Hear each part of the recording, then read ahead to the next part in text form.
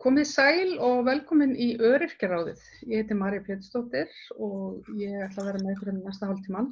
Hjá mér eru tveir góðir gestir. Það eru Þuríður Harpa Sigurðardóttir, formaður Öryrkjabandalagsins og Drífa Snædal, formaður ASÍ, Alþýðusambands Íslands. Velkomnar.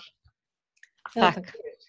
Tilefnið er að í gær urðu svona ákveðin tímamót í málefnum öryrkja, verð ég að segja, og þegar var til svona samstaða bætt lífskjör og ég verð að segja, mér leið bara svona pínlítið eins og þetta bara flytja uppstigningadaginn yfir á 19. maí. Þetta bara skýra hann uppstigningadaga því þetta væri bara svona, þarna væri verið að lyfta okkur pínlítið upp.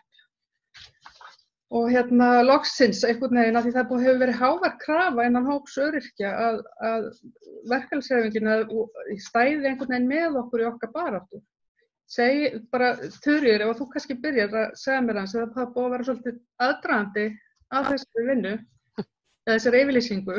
Já, það búið að vera talsverður aðdragandi og bara fljótlega eftir ég kom til starfa haustið 2017, að þá fór ég að velta fyrir mér, ég náttúrulega kem af og starfandi á vinnumarkaði, ég er 75% öryrki og veit að það er bara fullt af fólki sem er minni stöðu sem er starfandi út af vinnumarkaði, en svo eru aðrir sem að hafa ekki vegna þess að þeir hafa ekki heilsum til eða tækifæri á vinnumarkaðinum sem geta ekki verið á vinnumarkaði og mér fannst einhvern veginn svona dálítið sérstakt að við sæjum ekki að það var ekki komin einhver samstaða um það að verkalýðshreyfingarnar samtök launafólks að þau héldu ekki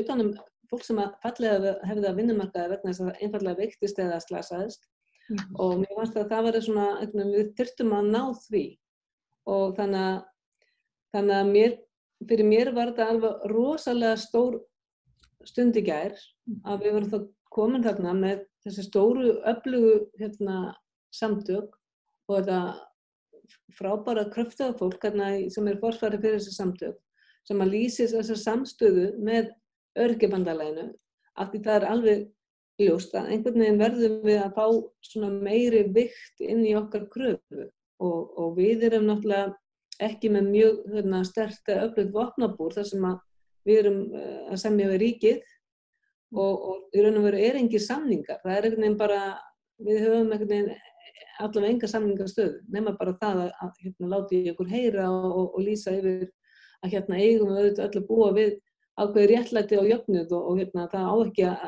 skilja fólk eftir í fátækt þó það lendi í því að annaðhvort að missa heilsuna eða slasast. Einmitt.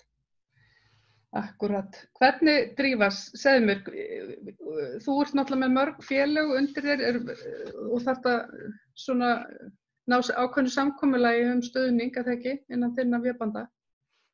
Jú, en það hefur svo sem verið frá því ég tók við og á þinginu þar sem ég tók við 2018 að þá var náttúrulega mjög hávær krafa að verkalýðshreyfingin myndi standa betur að baki öryrkjum. Það er náttúrulega líka svona vaxandi þekking á því að það er oft mjög fín lína á milli þess að vera innan og utan vinnumarkaðar. Við erum líka búin að sjá það eftir hrun að þá náttúrulega var þetta úrræði sem virkar sem átti að aðstoða fólk inn á vinnumarkaðan aftur. Þrátt fyrir það þá hefur öryrkjum fjölgað. Eða fólki á örorkubótum, það var einhver að gera athugasemdir við orðalagi sem ég notaði í gær, ég er að reyna að vanda mig að tala eitthvað um öryrkja heldur fólk á örorkubótum, ég veit ekki hver pólitíska stefnan í því er. Það fer ekki fólki, þá mátt alveg segja öryrkjar. Já, einmitt, ég er bara að reyna að vanda mig og nota rétta hugtakanótkun, en og það sem við höfum séð undanfarið er að vinnumarkaðurinn hefur náttúrulega verið ofboðslega þannig, það var ofboðslega örtaktur. Við ákváðum að vinna okkur út úr síðustu kreppu og allar hendur upp á dekk og fleiri til og við höfum verið að fá mikla aðstoð utan og þetta hefur verið það brútala fólk einhvern veginn, það er engin þolinmæði fyrir neinum frávikum og það er áhyggjuefni í sjálfu sér og þess vegna erum við með fyrstulega miklu fleiri á örorkubótum heldur en þarf að vera Því að fólk bara gefst upp, það er í láglaunastörfum og bara einhvern veginn vinnur sér til húðar og síðan ekki síst sko innkoma öryrkja aftur á vinnumarkaðinn þar rosalega hár þröskuldur. Bæði út af skerðingum, þannig að fólk einhvern veginn bara jafnvel að skaða sjálfa sig til framtíðar fjárhagslega með því að taka þátt á vinnumarkaði, getur komið illa niður að þeim aftur, þannig að fólk hefur ekki tækifæri til að einhvern veginn prófa sig á vinnumarkaði, svo náttúrulega mjög margir öryrkjar í þeirri stöðu að vera mjög sveiflóttir og það er fólk með MS-sjúkdóm eða þunglindi eða hvað það sko, að þú kannski ert bara með fulla starfsorku í eina viku og enga næstu vikuna. Vinnumarkaðurinn á Íslandi hefur enga þolinmæði fyrir svona. Þannig að ég hef verið mjög hugsi yfir því hvernig hægt einhvern veginn að fanga það og við núna erum við náttúrulega í þeirri stöðu, við vitum ekki alveg hvernig vinnumarkaður verður eftir hálft ár, en við getum sannlega reynt að hafa áhrif á það og síðan náttúrulega þetta með sko framfærslu þeirra sem eru á örorkubótum, að við lögðum fram hugmynda réttu leiðinni í síðustu viku og þar tölum við framfærslu tryggingu, framfærslu öryggi. Við endur skilgreinum hugtakið öryggi þannig að það nái yfir framfærslu og húsnæði. Og það sennilega helsta öryggi sem lítur að hinum almenna borgara. Þetta fjallar ekki þjóðaröryggi, heldur fjallar þetta sko öryggi í því að vita að þú færð að borða og þú hefur þakka yfir höfuð og getur jafnvel notið einhverja lífsgæða líka umfram það. Þannig að þetta svona rímar, þessi yfirlýsing sem við vorum með í gær rímar mjög vel við þá stöðu. Mér langar líka að segja sko kjarasamningar í eðli sínu náttúrulega bara samningur kaup fyrir unna vinnu. Skilur, ég að leggja fram mína vinnu, hvað fæ ég greitt fyrir það, bara svo við förum í marks En við höfum hins vegar pólitískan þrýsting sem við getum beitt í öðrum málum. Þannig að sko við erum ekki að fara að semja við samtök atvinnulífsins kjör öryrkja, en við erum náttúrulega alltaf í samkomulagi og samningu við ríkið og erum með okkar pólitíska þrýsting þar og það rauninni yfirlýsingin gær að leggja okkar pólitíska þrýsting á vogarskálarnar. Ég sá að það komið svona komment á þessar fréttir í gær frá sumum og er þetta ekki bara í orði en ekki á borði? Það ekki auðvelt að leggja fram einhverju svona yfirlýsingu og ekki standa við hana. En ég ætla að leyfa mér að vona að það sé innistæða fyrir henni akkurat núna. En og svo spurning með hvernig á að gera þetta og það er líka talað að auka störf fyrir öryrkja, það ekki? Það er sveigjanleg störf, það sé sveigjanleg vinnutími og viðeigandi aðlögun á vinnustað. Þannig að það er líka af þessu. Ég velti líka fyrir mér, núna kemur þessi yfirlýsing sko í kjölfarið á COVID-kreppunni, þar sem að fullt af fólki að missa störf og fara yfir á hlutabætur og hlutastörf og atvinnuleysisbætur jafnvel og þannig að það eru fleiri einhvern veginn á þessum að lenda í þessum skerðingum, kjaraskerðingum. Hefur það haft áhrif á það að þið náið saman að koma út þessari yfirlýsingu eða er þetta bara tilviljun að þetta lendir á þessum tíma? Nei, sko, ástandi eiginlega frestaði þessari yfirlýsingu. Við Þuríður erum náttúrulega búin að vera í mjög miklu samtali undanfarið og voru reynda með sko stærri hugmyndir að vera með saman með dag jöfnuðar og saman okkur í fleiri verkefnum. Þannig að við höfum sennilega undirritað þessa yfirlýsingu fyrr hefði ástandi ekki verið svona. En hins vegar þessi staða eins og núna og maður bara svo maður sé að svona fylgjast með bara umræðinni á Íslandi og ekki síst í útlötu líka að sko hún náttúrulega beinir sjónum að hvernig hægt að tryggja framfærslu allra utan eða innan vinnumarkaðar og umræðan einhvers konar borgaralaun orðin áþreifanleg af því að ástandi kallar á einhverja slíka lausnir sko. Nú ég ekki, nú í fyrsta lagi sko, þegar fólk talar borgaralaun þá það ofta að tala alls konar, ekkert endilega það ekkert eitt módel. Sko. Við getum náttúrulega líka sagt að almannatryggingar okkar séu á sinn hátt borgaralaun, Ég meina það að við sameinumst það að greiða skatta og endurúthluta gæðunum til þeirra sem þurfa, að það náttúrulega á einhvern nátt borgarlaun og sko almannatryggingakerfið okkar hefur náttúrulega sjaldan verið jafn mikilvægt eins og núna og náttúrulega að sýna sig að þau lönd sko sem eru einhvern veginn eiga sér, liggur við að segja viðreisn á von, eru þau lönd sem eru með heilbrigðis- og almannatryggingakerfi í lagi. Þannig að þetta sko, það þarf líka að vera mjög sterk skilaboð frá verkalýðshreyfingunni og frá almannaheillasamtökum öllum að þetta sé ekki tímapunkturinn til að sarga það niður, pakka í vörn eða fara að skera niður. Heldur þurfum við þvert á móti að fara að efla þessi almannatryggingakerfi okkar, borgarlaun eða hvað svo þú kallar þetta, af því að við vitum þá næstu svona 2 árum verður gríðarlegur þrýstingur að fara einhvern veginn að skera niður og þrengja að og auka kostnað og svo framvegis. Þannig að okkar skýru skilaboð eru þau bara almennt gagnvart öryrkjum og gagnvart öllum öðrum að blása til sóknar núna en vera ekki að fara í vörn, því það getur haft skelfilegar langtímaafleiðingar. Ekki að horfa á það í rauninni kannski að verkalýðshreyfingin, það náttúrulega bara orðið eitthvað rof sko við velferðarkerfið, þetta tryggingakerfi, þetta er verið til, þetta er hálfgerður angi náttúrulega af verkalýðshreyfingunni.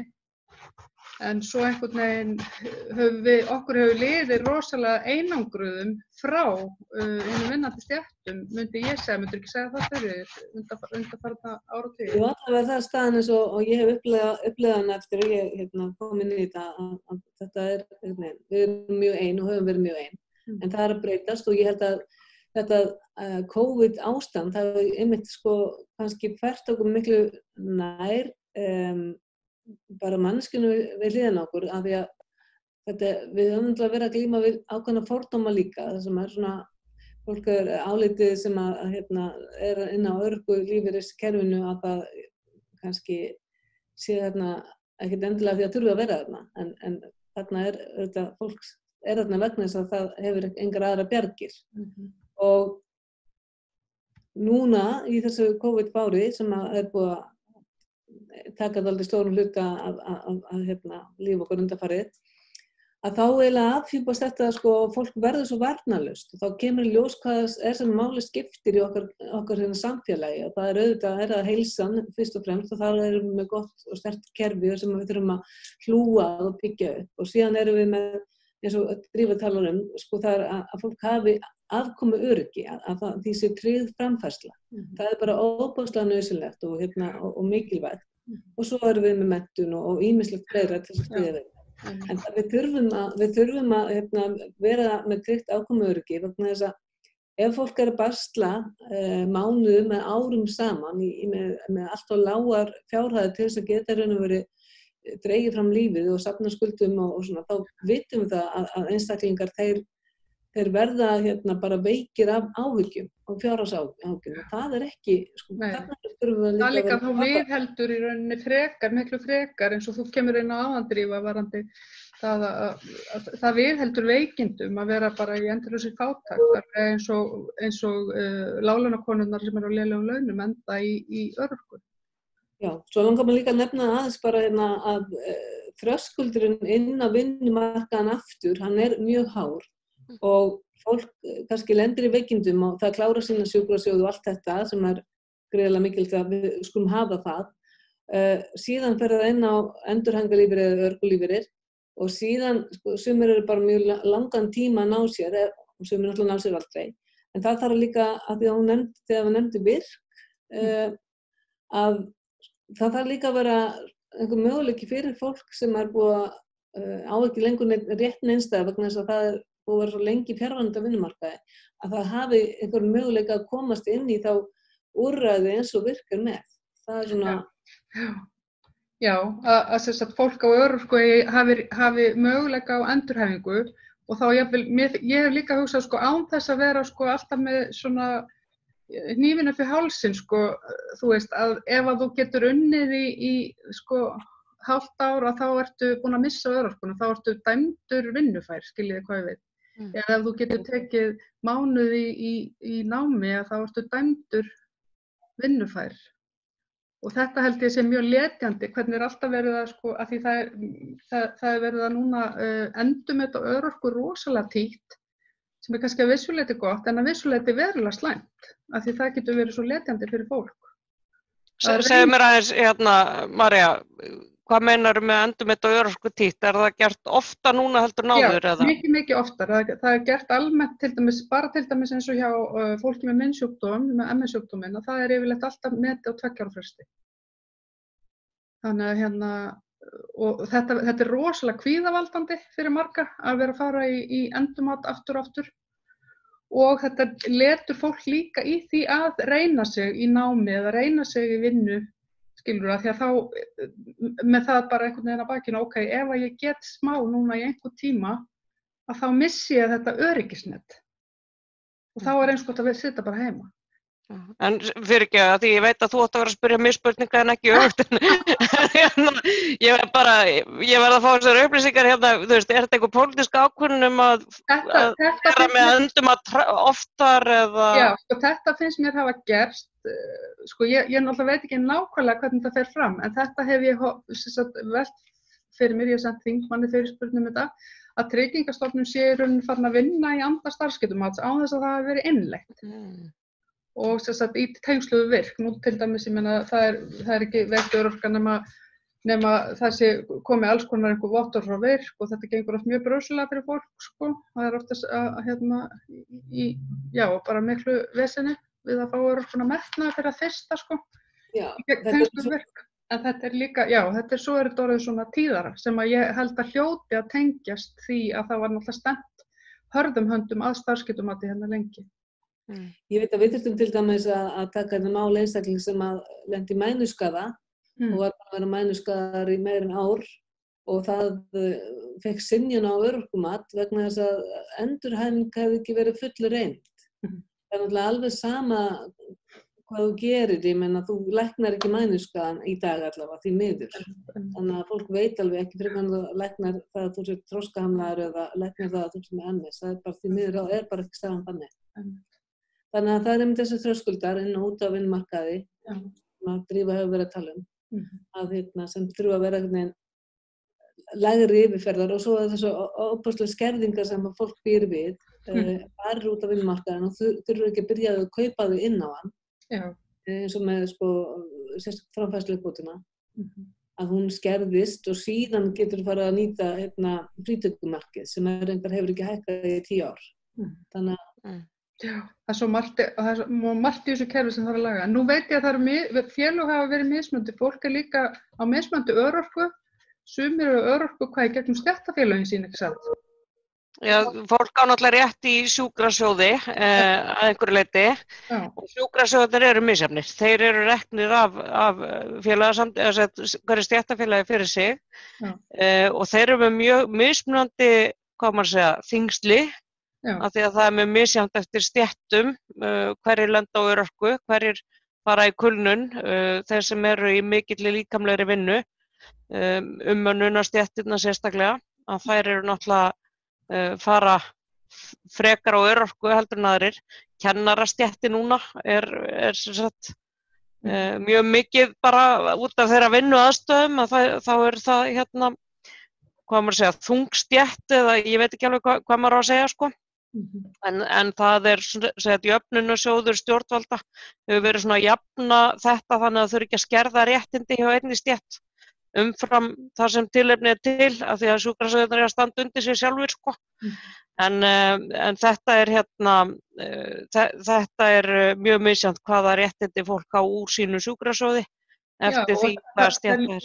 En það er líka, sko, nú hef ég borið mig saman við til dæmis eina kuningjakonu mínu sem er með örorku í gegnum sitt stéttarfélag og hún til dæmis er með allt önnur skerðingamörk á atvinnu heldur en ég sem fæ mitt frá TR.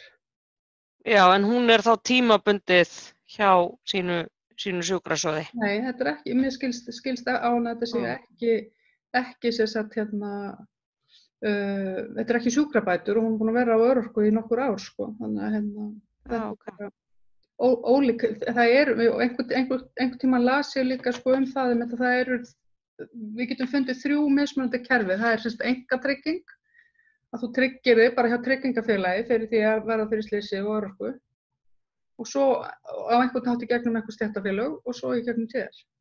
Þetta er eitthvað mótar sem ég þekki þá ekki. En ég hveti ykkur til að kynna ykkur þetta, því þetta En svona almennt má segja sko að hvort sem það eru lífeyrissjóðir eða sjúkrasjóðir eða ólafssjóðir eða hvað það er, þessi réttindi sem stéttarfélög hafa verið að byggja upp, sem eru hluti á starfskjörum fólks á vinnumarkaði, að það var alltaf ætlað sem viðbót við almenna kerfið. En svo erum við að sjá það að sko það er svona verið að velta meira og meira af velferðarkerfinu yfir okkar herðar. Og bara svona eitt mjög skýrt dæmi þegar hækkar komugjöld í krabbameinsleitina 40%, að þá er sagt að þetta er allt í lagi, stéttarfélagið dekkar þetta. Og það eru þá sjúkrasjóðirnir sem var aldrei ætlað að standa undir þessu nokkurn tímann, hafa hins vegar verið að feta sig í þá átt að fara meira í forvarnir, þannig að styðja fólk að leita sér, að fara í skimmanir og svo framvegis. Það þýðir náttúrulega bara skerðing til annara á sjúkradagpeningum ef sjúkrasjóðir eru að fara að taka stærri bita af komugjöldum í heilbrigðiskerfi, í eðlilega forvarnir. Þannig að við höfum gert mjög alvarlegar athugasemdir við það að eins og ég segi, velferðarkerfinu er velt yfir á þá sjóði sem átti að verða til þess að létta lífið svona almennt fyrir okkar fólk, og það er gert bæði gegnum skerðingar og síðan í gegnum svona fiff eitthvað, og það er náttúrulega algjörlega óásættanlegt sko. Já, akkurat. En já, nú er stór hluti öryrkja út á vinnumarkaði nú þegar, og margir náttúrulega bara, jafnvel sem fæðast öryrkjar, fara bara mjög fljótt inn á vinnumarkaði gegnum einhver svona verndustörf og annað sko. Við erum með, þekkir þessar tölur, við erum með, 30%, hátt í 30% vinnandi öryrkja. Þú ert örugglega mjút núna, Þuríður? Já, 30% örorkulífeyrisþega á vinnumarkaði í svona alls konar starfshlutfalli og alls konar störfum.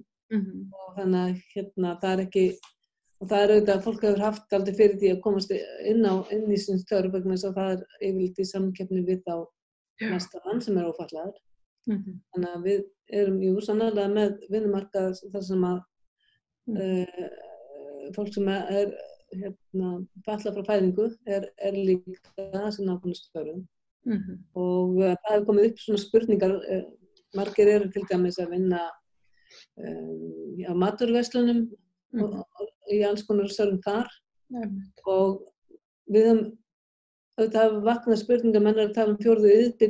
iðnbyltinguna, hvað verður þessi störf sem þetta fólk vinnur, innir á höndum. Þannig að það verður, ég reikna með því að það verður bara að koma eitthvað annað inn í staðinn, þannig að í lífinu við sjáum yfirleitt að eitthvað leysir á hólmi og vonandi verður þannig. Hafið þið eitthvað verið að skoða þetta, Drífa, inn í þegar 4. iðnbyltinguna og störfin sem að munu hverfa, einföldu störfin sem munu hverfa, jafnvel? Nei, ekki annað en það að við höfum sagt að þessar breytingar þurfa að eigast sér stað í samráði og samstarfi við vinnandi fólk, hvort sem það er innan vinnustaðarins sjálfs eða viðkomandi stéttarfélög, svona undir hatti réttlátra umskipta. Þessi umskipti setja náttúrulega auknar byrðar á herðar hins opinbera að tryggja það að það séu til fjölbreytt störf og góð störf. Ég hef hins vegar ekkert stórkostlegar ágjörð því að öll störf muni hverfa. Það verður alltaf þörf fyrir vinnandi hendur. Ég er hins vegar svolítið spennt fyrir þeirri hugmynd að nýta tækifæri og stytta vinnuvikuna, að skattleggja frekar tæknibreytingar, kalla á aukna framleiðni án þess að mannsandi komi þar að. Það þarf þá að skattleggja þá auknu framleiðni til endurdreifingar í samfélaginu. En mér finnst það vera markmið að sem flestir sem eru á örorkubótum með öryrkjar með skerta starfsgetu geti verið á vinnumarkaði. af því að ég bara það að leggja eitthvað að mörkum í samfélagi og taka þátt og eiga vinnufélagi og allt það er bara það stór hluti af okkar sjálfsmynd og okkar vellíðan að ég held að það sé mikið til þess vinnandi sem samfélag að auðvelda inngöngu sem flestra inn á vinnumarkaði eða í einhvers konar virkni. Þannig að mér finnst áhugavert að heyra þessar tölur 30% öryrkja séu á vinnumarkaði. Og ég held að það eru sko held ég 10% af þessum 30% er í fullri vinnu. Já, einmitt. Og ég held að þetta var markmiðið sjálfu sér að auðvelda fólki að ég hef svona á tilfinningunni og þetta nú eitt af því sem að læra sko að við náttúrulega fórum fram með að breyta skattkerfinu þarna í gegnum lífskjarasamningana og viljum vera með prógressíft skattkerfi.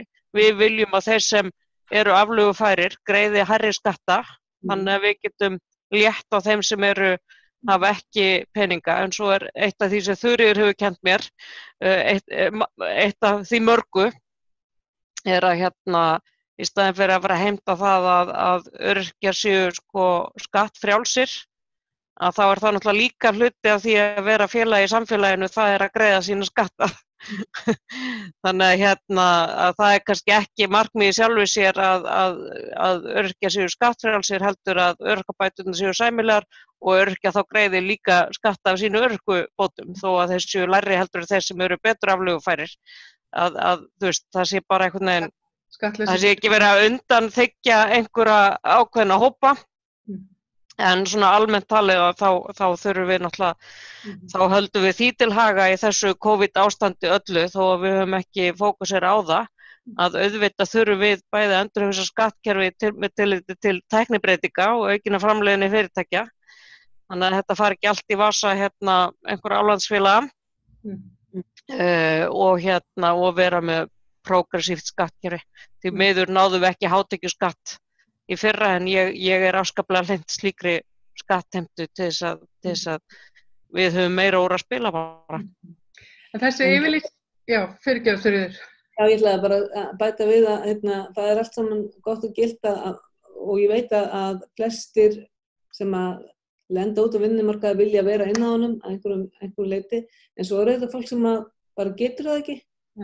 Og við þurfum að vera bara að passa upp á að halda utan bara fólk að það sé þá ekki einhvern veginn ávísun á það að fólk lifi í gríðarlegri fátækt, eins og við erum að sjá opinberast í dag, og við sjáum það að það auðvitað vegna þess að örorkulífeyririnn hefur og of lágur, að fólk sem hefur jafnvel skammast sín svo mikið fyrir það að vera ekki bara að það sé öryrkjar, heldur líka að fátæktin svo mikið, að það hefur falið þetta fyrir fjölskyldunni sinni jafnvel, að það þurfa að leita til hjálparsamtaka, og mér finnst þetta náttúrulega orðið ofboðslega alvarlegt mál þegar maður upplifir það að ríkið sé búin að velta einhverja ábyrgði, ekki bara yfir á stéttarfélagum með einhverjum innkomum í varðandi heilbrigðiskerfi, heldur líka bara yfir á hjálparsamtök og þau brauðfæði fólk, og það sé þar í svona skjóli skammar og fátæktar, þá sé að læðast þar inn og leita sér leiðir til þess að lifa á mánuði.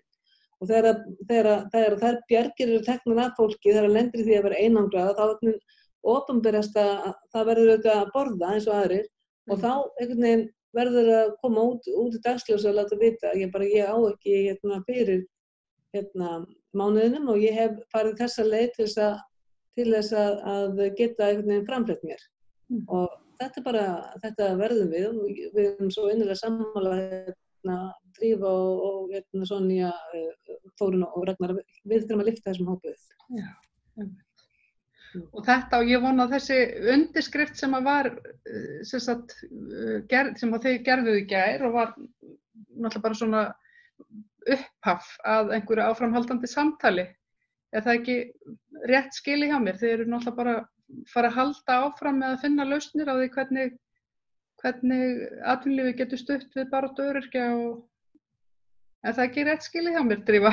Jú, þetta náttúrulega sameiginleg barátta, sko. Þetta náttúrulega, það svolítið undir hælulegt hvort að fólk inn í öryrkjabandalaginu, inn í Alþýðusambandinu, og oft bæði, þannig að auðvitað þetta sameiginleg barátta bæði það, sko, hverjir falla út af vinnumarkaði, hverjir komast inn á vinnumarkaðin aftur, og svo bara framfærslu öryrki. En ég fekk svona pínu tilfinningu í gær allavega, við við erum að breyta samfélaginu. Það er byrjuð einhver svona, það er komin einhver svona veltingur. Við erum að fara að breyta þessu samfélagi og gera það mannúðlegra. Og það sem skiptir öllu máli núna að vera ekki í vörn heldur vera í sókn. Nota þetta ástand og þessar efnahagshamfarir til þess að sækja fram en ekki einhvern veginn að fara að draga saman og það mun hafa skelfilegar afleiðingar. Þannig að við höldum áfram okkar sókn. Við getum sagt bara eins og stjórnvöld segja, gera meira heldur en minna.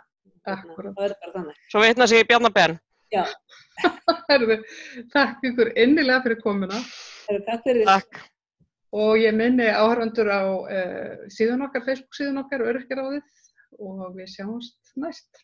Takk.